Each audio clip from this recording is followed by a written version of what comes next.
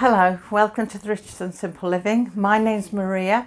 If you're new here, I vlog mainly about homeschooling, a little bit of urban homesteading and home life, which is normally cooking. And that's what we're going to be doing today. We're going to try another recipe in the air fryer. Today we're going to be trying a pear loaf cake. Now, I haven't got a recipe for this as such. I've just seen ideas here, there and everywhere and what other people have done, so I've tried to adapt it to see if we can do one in the air fryer. So it's trial and error. It might work out, it might not work out. We'll just have to see what happens. So I got a glut of pears from my pear tree. Turned out quite nice, look at them, little beauties. But we got some of them, so I thought we'll try something with them. So that's what gave me the idea. We'll try a loaf cake. And I got a loaf tin. Show you. This was my biggest concern. Would I be able to fit a tin into it? And I got a loaf tin and it fits just right. If I put it at a bit of an angle, it fits perfectly. So I thought, yes, great, another thing that fits in there. So we're going to have a go at this pear loaf cake and we'll see what happens. I'm going to swing you down so you can see what I'm doing. I'm doing all the ingredients in here today because I've got quite a few ingredients and it's a lot easier than me ferrying them all backwards and forwards because I haven't totally set up in the shed yet. I do need some cupboards and that, but that's took a bit of a back burner at the moment with other things to do. So we're going to start it in here. I thought it'd be a bit easier. So I'll bring you down so you can see. I've got my mixing bowl and everything. Now this one is in grams. I'm not used to grams. I'm old-fashioned. I only know pounds and ounces and I struggle with grams, so this is in grams. I'm hoping that it works out because given the fact it's not an actual recipe, it's one I've devised myself from bits of others, and I'm adapting it for the air fryer and I'm having to do it in grams. This could be a complete disaster. So we'll see. So anyway, we're going to start off by beating butter and sugar together. So my recipe said 200 grams, but when I was measuring out 200 grams was an awful lot, and I think that's more for a £2 loaf tin and mine's more like a pound size, so I've halved everything. So I've got 100 grams of butter or margarine you can use, so I'm using 100 of it, so I'll put that in there. And sugar, we're doing a bit of a mix. I've got 50 grams of white sugar and 50 grams of soft brown sugar, and I've mixed it together, so we're going to put that in there.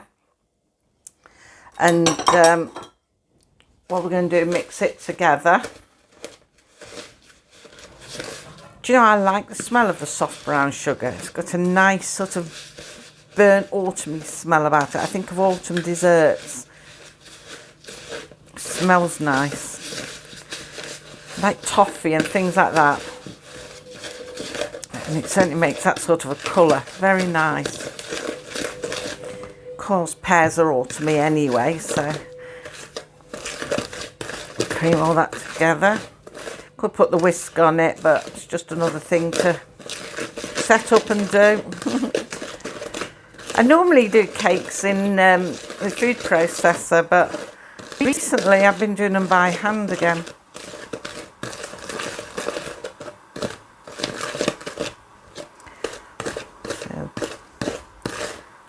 All done. There's a little lump there. A little lump. Not sure what that is. A little lump of sugar or something, I don't know. Or a currant that's fallen in. We're not using currants, but all my things are together in the cupboard. Okay, so that's done nicely, creamed nicely.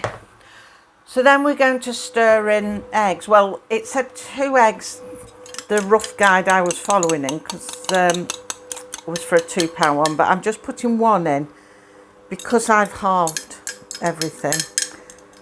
I'm not even sure if this is going to work out. I could be wasting all my ingredients here. So we'll stir that in.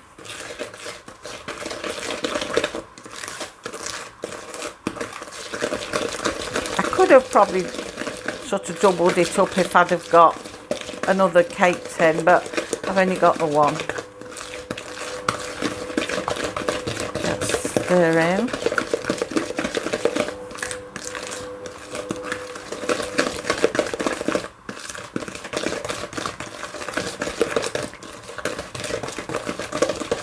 Okay, now we're going to pop a drop of vanilla extract in.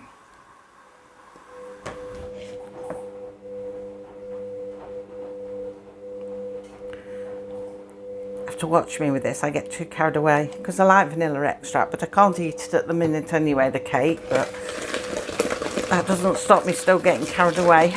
So we'll mix that in, just mixing up nicely, as you can see. Turn that way, it's a bit better, isn't it? You can see better then.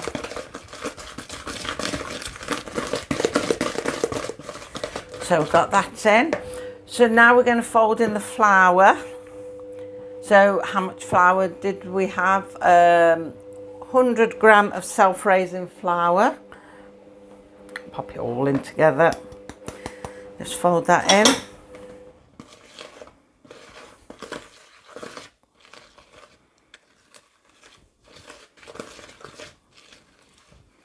Once we fold that in a bit, I'm going to pop some baking powder in.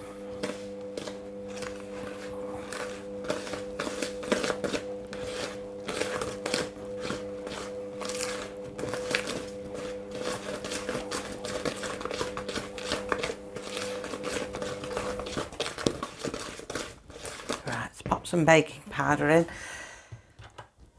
Now we're going to put about half a teaspoon of baking powder in there. Stir that in.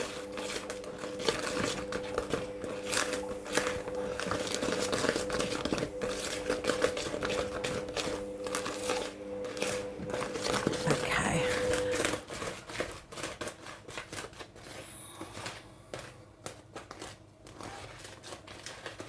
Right, so we're going to pop some, pop a pear in now, a nice big pear, and mix that in.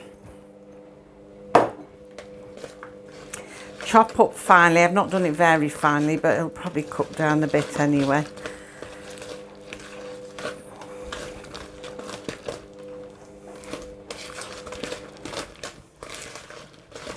Mix all that in. Quite a stiff mixture. I'm not sure whether it should be. I'm not going to risk putting any added milk in or nothing. And I'm not even sure how far up the baking tin it's supposed to go, because I don't think this will go to the top, but then it's got to allow for rising anyway, so we shall see what it does. So let me check I put everything in that roughly we should be putting in. Yeah. Right, so it seems we have. So what I think I'm going to do is spoon it in with a metal spoon. Then pop the lid on the baking powder. I've got a habit of knocking things over as well. Right, so if we get a metal spoon, I can take it off there then. And we'll put it in. Shall we bring it down a little bit more, because I think you can then just see the edge of what I'm doing there. Your camera skills leave a lot to be desired. But then it's not my camera skills that you're interested in, it's what I'm doing. Right, put on there a minute.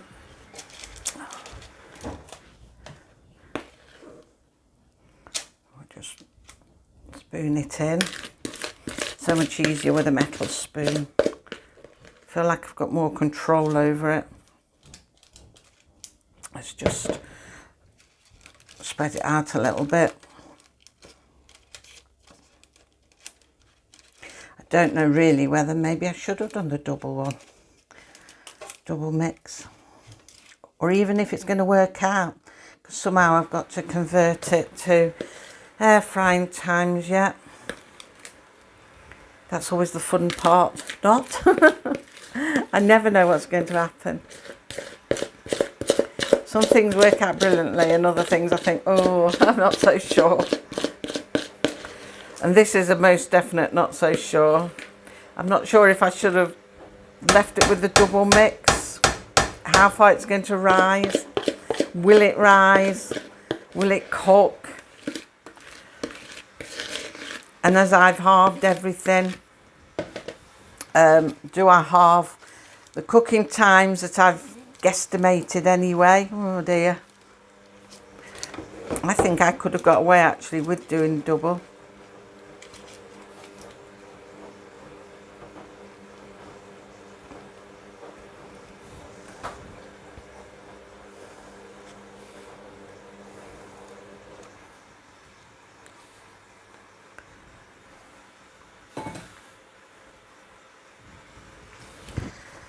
So that's how far in it's gone, probably halfway up.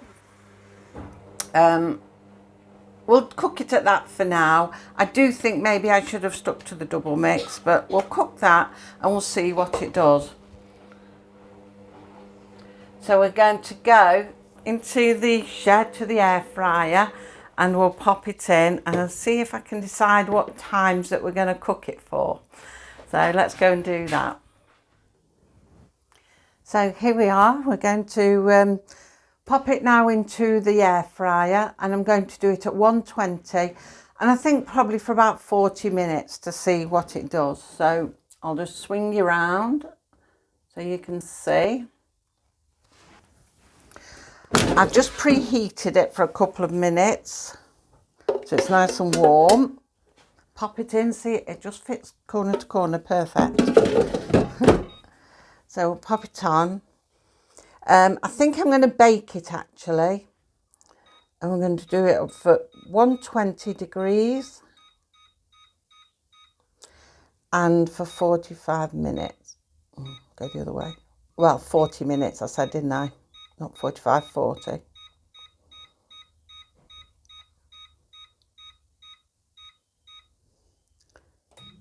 And off we go.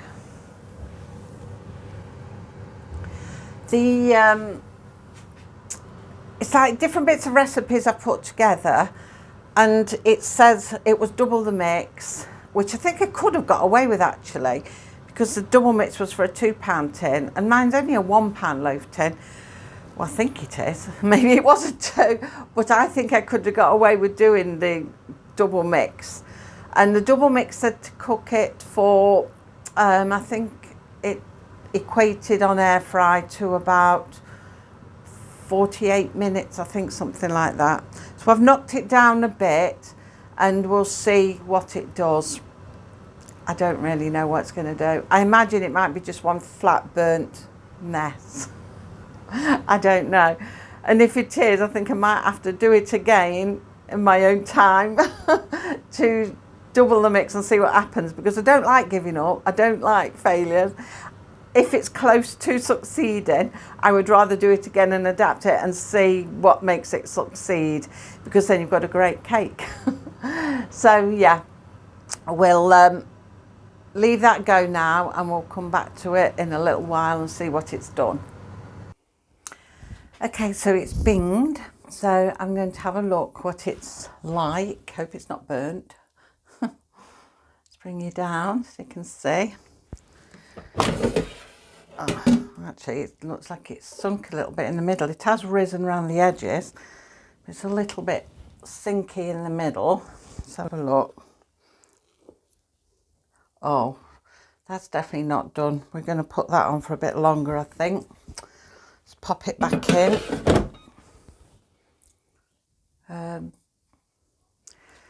Shall we see? Pop it back onto bake. Back to 120. And what shall we do? About 15 minutes. Oh, it's got 16 minutes come on. We'll do that. We'll leave it go a bit longer because, well, I don't want it to burn on top. It's going golden, so I think it'd be all right for a bit more. We'll see what it does. I mean, it might not set at all. I don't know. It might be a total waste of time. But at least I've tried to see what it does. So we'll come back to it now in 16 minutes and see what it's like then. Okay, so it's beeped again. We'll have another look at it. Ooh, I'm not holding out much hope, but bring you down. Oh, the colour's not too bad anyway. Let's have a look. Bring you down a bit more. That's it. Oh, that's done. That's done it okay. I'll take that out then. That's cooked through the middle. Only thing that I'm not so happy on is the fact that it has sunk in the middle. Now, whether that's sunk because the first time I took it out, it was still soft and caused it to sink, I don't know. Maybe so. We'll leave that to cool there a moment. I'm still not sure about the mixture, whether I should have done a double mixture or not. I don't know if actually, see if I can take it. I'll bring you down a minute. We'll decide what I'm doing. See if I can fetch it out without burning myself. Feels quite a heavy mixture.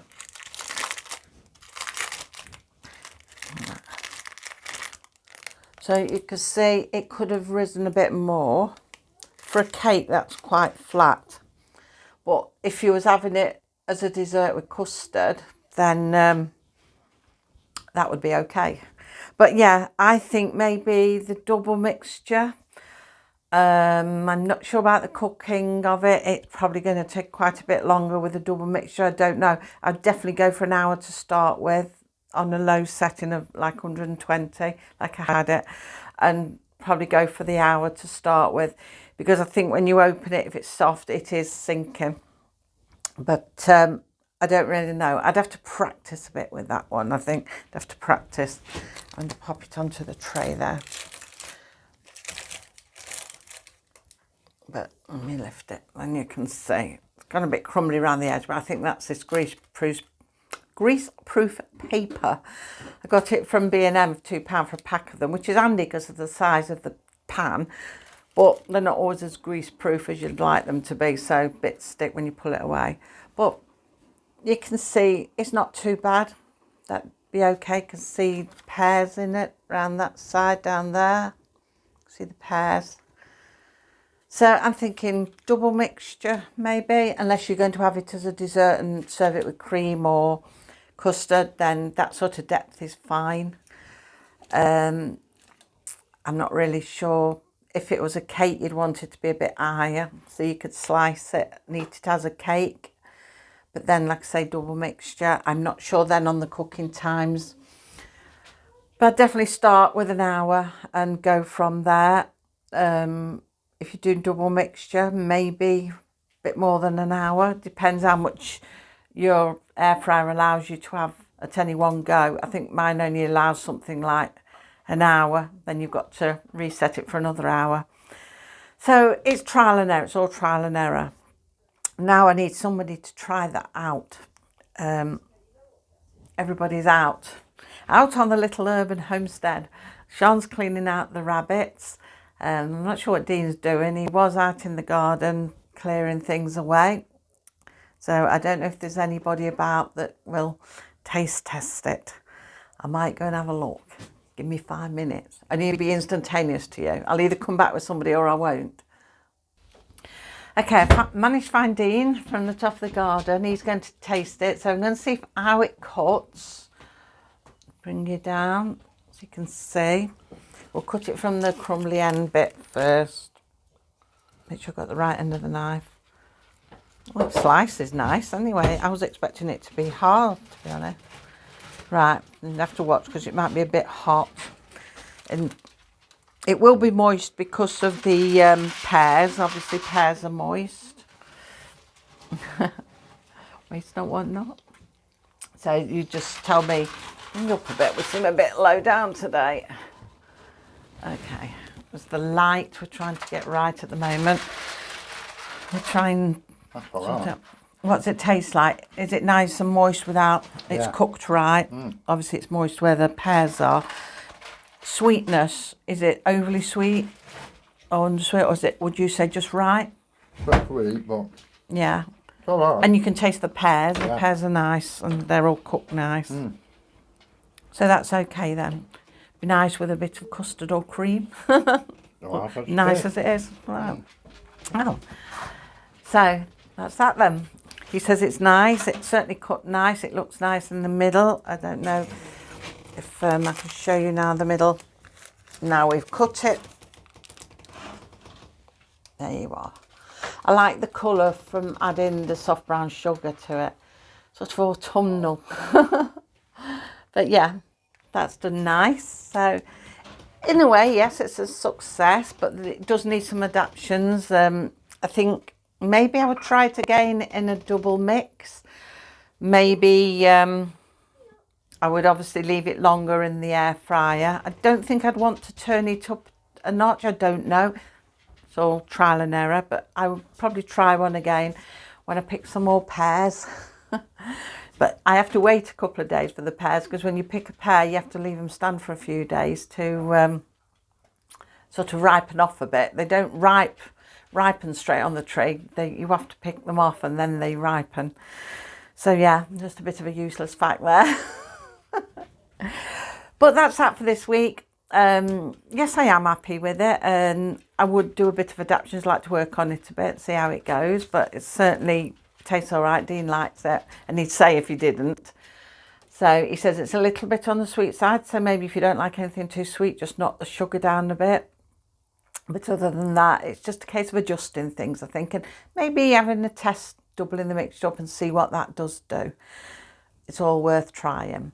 So that's that for this week. Now, back again.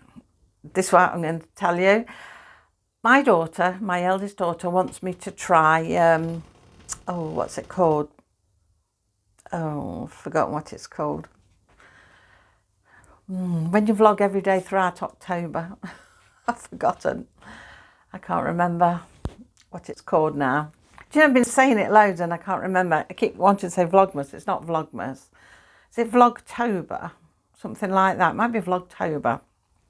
Where you do a video every day of the month. And it's like autumnal stuff leading up to Halloween.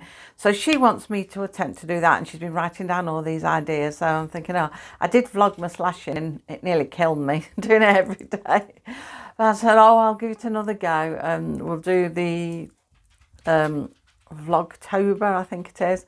And I'll attempt it. See if I can just do 5-10 minutes each day of something autumnal, something when it leads up to Halloween, but don't expect anything too creepy, because I don't like things like that. But we're just going to give it a go. I'll see. It might not happen every day. We'll see how it goes. But yeah, so that'll be sort of a 5-10 minute thing, starting from Sunday and going up to the 31st of October. But in between that, I'll still do my normal video. So like days I'd have normally done my normal video. Cassie, come off there. Dog's been in the garden. She's walking on my pink rug. Well, yeah, like today, there'll still be normal videos. And like when I do one sort of Tuesday or Wednesday, that'll still be my normal one. It could be probably be a homeschooling one, the next fuller length one I do. But yeah, so we're going to attempt Vlogtober. It'll be 5 to 10 minutes of just something autumnal or anything really each day, starting from Sunday, the 1st of October. And then I'll still have my normal videos that I do. The 2 I normally put out each week, I'll have their normal length. So that's that for now. So yes, I shall either see you Sunday if you just have a look and see what we're doing each day. If not, I will see you next week at some point. So thank you for watching and take care of yourselves. Bye.